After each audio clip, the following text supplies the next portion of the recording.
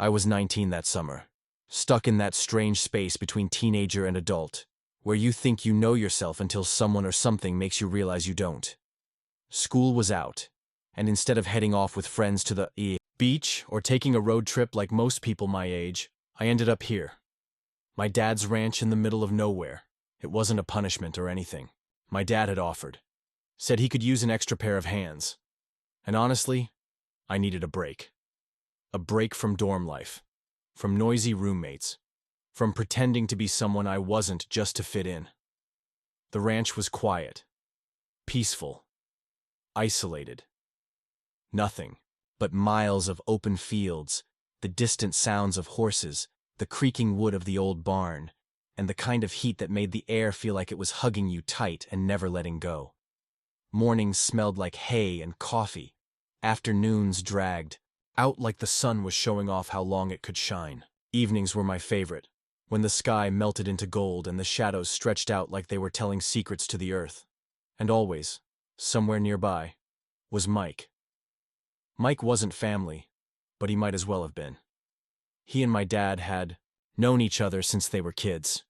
He worked on the ranch too, managed the horses, repaired fences, kept the place running when my dad was busy handling the business side of things. Mike was in his early 40s, maybe mid. He didn't talk much, didn't smile easily, but when he did, it felt real, like it meant something. There was something about him I couldn't explain. Maybe it was the way he moved, calm and sure, like he always knew exactly what needed to be done. Maybe it was how he talked to the animals, softer than he ever spoke, to people. Or maybe it was the way he looked at me sometimes, not in a creepy way, just like he saw me, like he noticed when I was quiet, or tired, or pretending to be okay. I didn't think too much about it at first. I mean, he was my dad's best friend. He was a grown man. And me? I'd only just started figuring myself out. I hadn't dated anyone seriously. I'd had a few crushes on guys, some stronger than others, but I hadn't really told anyone, not even my dad, especially not my dad. But still, there was this thing, this pull, this curiosity. Whenever Mike was around, I'd find myself watching him from the porch when he was working the horses. Or I'd linger in the kitchen a little longer if I heard his boots on the floorboards. It wasn't desire, not exactly. It was quieter than that. A slow, blooming interest. A question I hadn't worked up the courage to ask myself yet.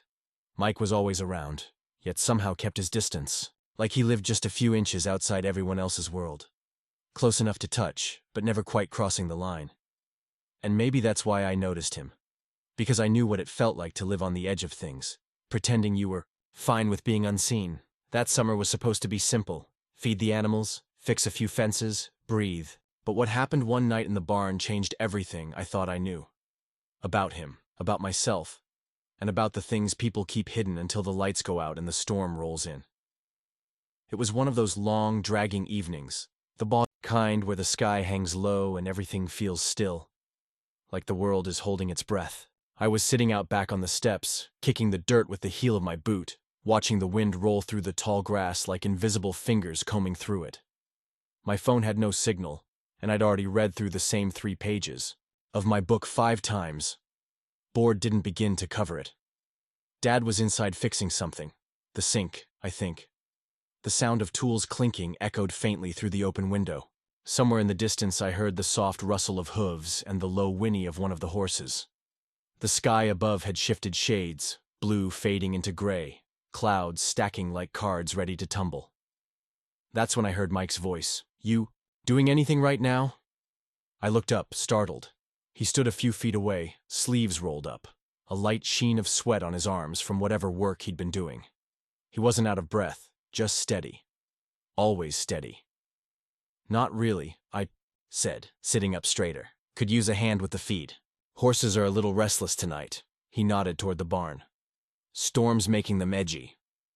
It was unusual. Mike wasn't the type to ask for help unless he needed it. He was the kind of guy who could lift a 100-pound hay bale without breaking a sweat and still have time to fix a fence post on the way back. So when he asked, it felt intentional, like he didn't just want help. Maybe he wanted company. "Yeah, sure," I said. wiping my hands on my jeans as I stood. We walked side by side toward the barn, the wind picking up just enough to push dust along the dirt path. The clouds were darker now, more serious, like they were warning us. I glanced at Mike as we walked. He didn't seem worried. His hands were tucked into his back pockets, his eyes on the sky for a second before they dropped back to the barn ahead. "It's gonna hit soon," he said. "Big one." He wasn't wrong. I could smell the rain now. That damp, earthy scent that comes right before it breaks. I felt a knot in my stomach I couldn't explain. It wasn't the storm. It was something else. When we reached the barn, the horses were already shifting in their stalls, restless. Mike moved like he belonged there. Calm, quiet, in control. I followed him to the feed room, watching the muscles in his forearms flex as he hoisted a bag of grain like it weighed nothing. "You take that side," he said, nodding toward the other end of the barn.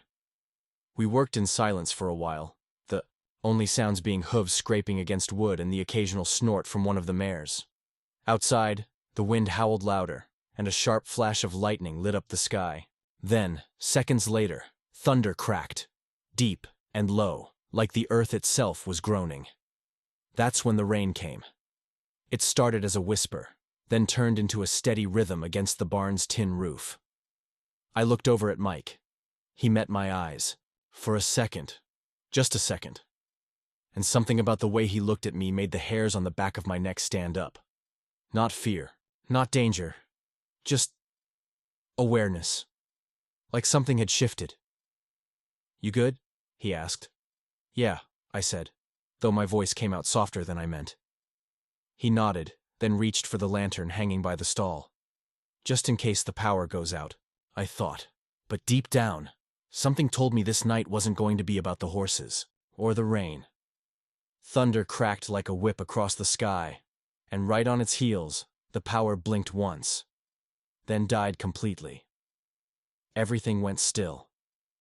For a second, it was just the horses shifting in their stalls, the rain pounding hard against the barn's metal roof and the soft, steady sound of my own breath in the dark. "Hang on," Mike said, his voice calm, like this was just another Tuesday. I heard him move, boots crunching on straw, a creak of wood as he reached up and pulled down an old metal lantern from a hook near the rafters. A spark, a flicker, and then a warm golden light spread across the barn, throwing long shadows that danced like ghosts on the walls. "There we go," he said, holding the lantern up. The horses settled a little, soothed by the return of light, even if it was just a flicker in a sea of storm. Mike hung the lantern on a hook between the stalls, then leaned back against a beam, arms folded across his chest. I stayed standing for a moment, unsure of what to do with my hands, my body, my thoughts. The light made everything feel closer, like the air itself was thicker, more personal. "Well," I said, forcing a chuckle, "guess that's one way to take a break." Mike smiled, a rare small one, and nodded. "You scared of storms?" "Not really. Used to be when I was a kid. Now, I kind of like them, yeah? Yeah, it's like the world just pauses for a while. Makes you listen." He tilted his head slightly at that, studying me for a second. "You always talk like that?" I laughed, this time for real. "Like what? Like you're reading from a journal nobody's supposed to see?" I felt my cheeks warm, but I shrugged. "I guess I think too much." "Thinking's not a bad thing," he said. "Most people don't do it enough." We stood there in the soft glow of the lantern, rain still hammering the roof, thunder rumbling like a warning just out of reach. The barn smelled like damp hay and horse sweat and wood that had seen too many summers. Mike glanced over. "You doing okay? I mean, out here, with your dad, this summer." "Yeah," I said, then hesitated. "It's quiet, different, but good. Gives me space to breathe." He nodded like he understood that completely. "You seeing anyone?" he asked casually, like he was just passing time. The question caught me off guard. I hesitated. Not really. Not really, or... Not into dating right now? I shifted my weight. This conversation was walking a line I hadn't expected. "I guess," I started, then sighed. "I haven't dated much, Been figuring things out. Mike's eyes didn't leave mine. He didn't push, didn't flinch, just waited. I'm not really into girls, I said, the words coming out quietly, almost like a test balloon sent into the air. There was a pause, just long enough to make my heart stutter. Mike nodded once. No reaction, no surprise, just acceptance. Figuring stuff out's part of life, he said after a moment. Doesn't end when you turn 20, or 30, or even 40. Something in his voice was heavier than before. Not sad exactly. Just waited. Like he was speaking. From the kind of experience you don't find in books or on campus, but in quiet nights like this, when the world stops pretending. I looked at him. Really looked at him. And for the first time, I saw past the surface. Past the strong arms and quiet voice. There was something in his eyes. Something I couldn't name yet. But it made the storm outside feel like background. Noise. And somehow, without touching, without saying anything else, we both knew the conversation had only just begun. Mike didn't say anything right away. He just nodded slowly, eyes fixed on the flickering lantern like it held the right words. Somewhere in its flame, I could see the storm's light flashing now and then through the cracks in the barn walls. But inside, everything was quiet. Heavy. He leaned against the stall, arms still folded, and exhaled through his nose. One of those deep, thoughtful breaths that you feel all the way to your ribs. I've never told anyone that, I said softly, like I needed to fill the silence. I know, he replied. But you just did. There was something in his tone. Not proud exactly, just respectful, like he knew what it cost to say something out loud for the first time. For a moment the barn creaked and shifted like it was leaning in to listen. Then Mike spoke again, his voice lower, more careful. I've never been married, he said. Never had kids. Never really even came close. He looked over, at me, maybe expecting a reaction, but I just waited. Let him take his time. I think people assumed I just liked being alone, he continued, eyes drifting back toward the lantern. And I let them think that. Hell, maybe I believed it for a while. Made it easier. I didn't speak. Just listened. Something told me this wasn't a story he told often. Maybe not ever. But truth is, he paused, jaw tightening slightly. I've always felt different too. For a long time. Just didn't have the words. Or the space. Growing up when I did. Where I did. It wasn't something you said out loud. I nodded. That part, I understood. There. Was this guy, he said finally, almost like it surprised him to say it. Back when I was about your age, maybe a little older. We worked together for a couple summers upstate. He had this laugh. Loud, stupid kind of laugh that made everyone around him start laughing too. He used to call me cowboy, even though I barely knew how to ride back then. His lips twitched with the memory, but it didn't quite become a smile. We were close. Real close. Late nights, beers on the porch, talking about life like we had it all figured out. He used to lie back on the truck bed and talk about getting out of that town, seeing the world, and I'd just lie there next to him, nodding, pretending like I wasn't completely in love with him. My breath caught slightly at those words, not from shock, but from how plainly, how honestly, he said them. I never told him, Mike continued, voice barely above the rain now. Never even hinted.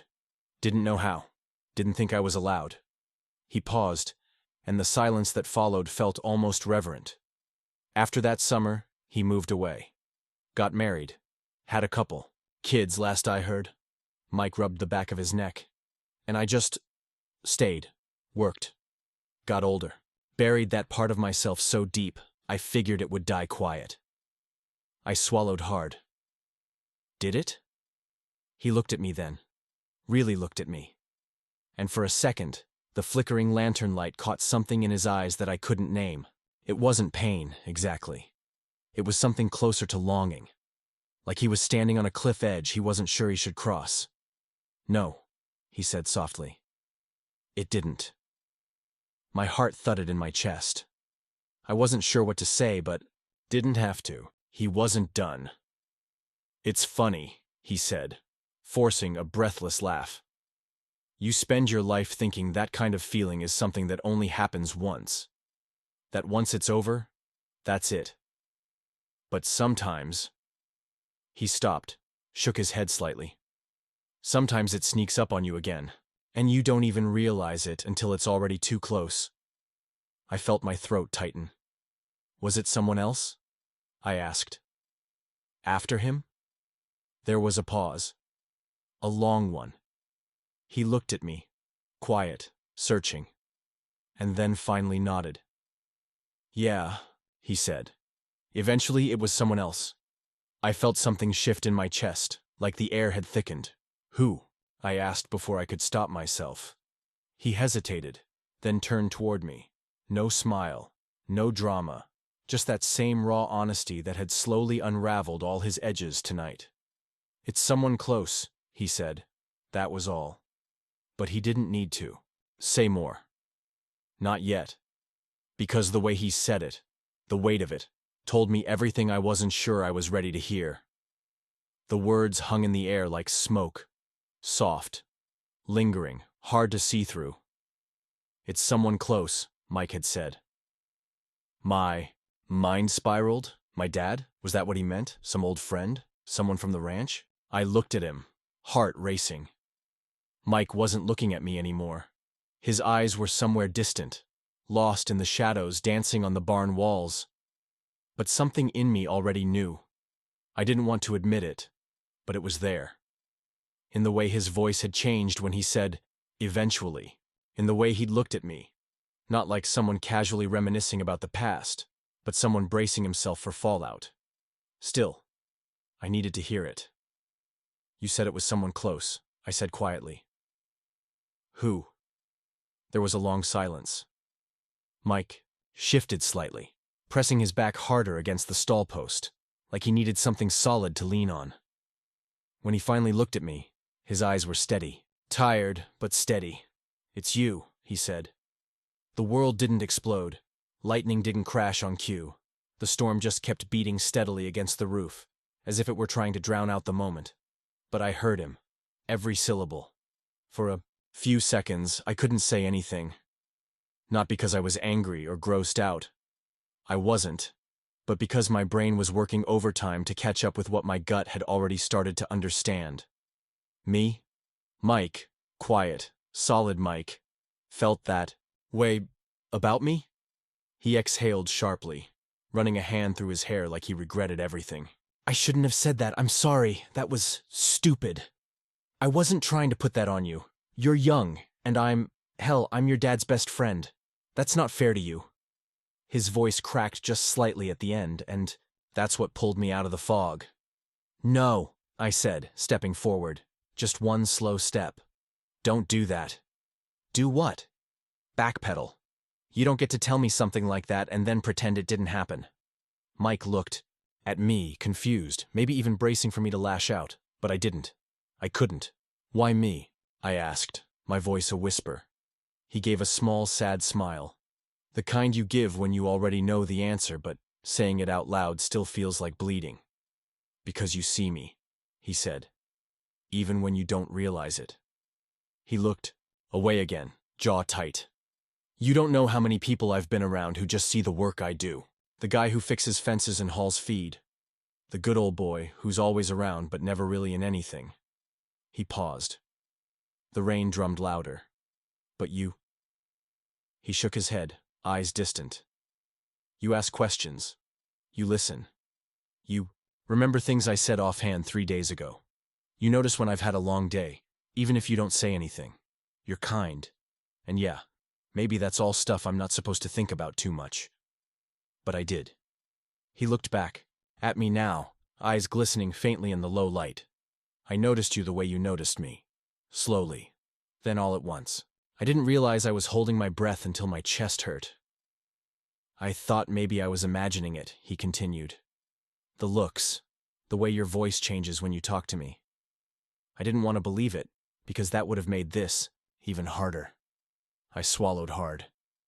You're not imagining it. Mike froze, And for the first time since he said those words, it's you. He looked like he couldn't breathe. I didn't know what it was at first, I admitted. I just knew that when you were around I felt settled, like I didn't have to perform, like I could just exist. I laughed nervously. I thought maybe I had a stupid crush, something that would pass. But it didn't. Mike shook his head. You're 19. You've got your whole life ahead of you. You're not just anything, I said, cutting him off. You're the only person I've felt this safe around. And yeah, it scares me. I don't know what this is or what it means, but I don't want you to regret telling me. Because I'm glad you did. He didn't move, didn't smile, just stared at me like he was afraid if he blinked, the moment would disappear. I still don't want to make things weird, he said quietly. They're already weird, I replied, my voice barely above the storm. But maybe that's okay. We stood there in the flickering light, the storm outside still raging. No touching, no big declarations, just the truth, hanging between us, raw, fragile, and real. The storm began to soften. The thunder grew more distant, no longer shaking. The barn walls, just grumbling softly like an old engine winding down. The rain tapered into a steady hush, like the world itself was finally taking a breath. We didn't speak for a while, just sat there, side by side, on a worn wooden bench by the feed bins, watching the lantern flicker. I could still feel the words between us, still fresh in the air, like smoke after a fire. But for the first time that night, there was no tension in it. Just stillness. And maybe even peace. My heart was still beating faster than usual, but not in fear. It was something else, something I didn't quite have a name for yet, but I knew I didn't want it to stop. I glanced at Mike. His shoulders were a little more relaxed now, like something heavy had finally slipped off him. He stared ahead, one hand resting on his knee, the other loosely holding the handle of the lantern. I always felt something, I said softly, more to myself than to him. When you were around. I just didn't know what to call it. He looked over, his expression gentle. He didn't push or press, just listened. I thought maybe I was being stupid, I admitted, staring down at my hands. Like, why would you ever think of me that way? Mike let out a breath, barely a laugh. You really don't see yourself the way others do you? I gave a small smile, then looked up at him. I do now. For a moment, we just looked at each other. No walls, no pretending. Just two people who had said too much, and yet, not nearly enough. Then quietly, Mike reached out and placed a hand on my shoulder. It wasn't bold or demanding, just steady, warm. And I didn't pull away. If anything, I leaned into it, just slightly. Enough for him to know I wanted it there. We sat like that for a while. The barn creaked softly around us, the rain now little more than a whisper. Horses shifted gently in their stalls, the air still thick with the scent of hay and earth. Outside, the clouds began to thin, and the sound of water dripping from the roof slowed to a rhythm that felt like the world was returning to itself. Eventually, Mike stood and offered me a hand. I took it. We walked out of the barn together, the wet grass brushing against our boots, the last of the storm behind us. No promises, no answers. Just two souls. No longer strangers to each other, stepping into whatever came next. Together. I used to think I knew Mike. He was just my dad's best friend. The quiet guy who worked with horses, kept to himself, and always had a calm way about him. I thought I had him figured out. But that night, while the storm raged and the world shrank down to the soft glow of a lantern in the barn, something shifted. I saw him. Not the version everyone else saw, but the one he kept hidden, the one who'd carried silence like a weight for years, and somehow he saw me too. We didn't kiss. There wasn't any dramatic ending or sweeping moment, but there didn't need to be. What happened between us wasn't about action. It was about truth. A truth neither of us had said out loud until that night. When the rain stopped and we walked out of that barn together, it wasn't as friends or strangers anymore. It was as something new, undefined, but real. And maybe that's how the most important things begin. Not with a bang, but with a quiet moment in the middle of a storm when two people finally decide to stop hiding.